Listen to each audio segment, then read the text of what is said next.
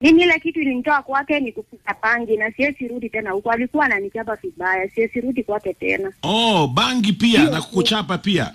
Alikuwa anafuta bangi alafu anakuja si chakula na acha anaanza kunikeleleza kwa nyumba. Mimi na vile anakaa mtu mpole, very calm. Anakaa mtu mpole sana lakini anafuta bangi.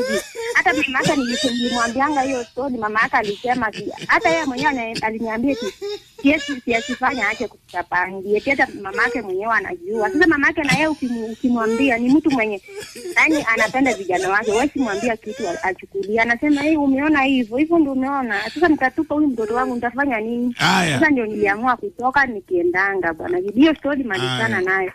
Mimi nimetamuko. Usha move on. You cannot be a Kisii na bado unavuta bangi. No. That's a very bad combination. Ache bangi bana. Hiyo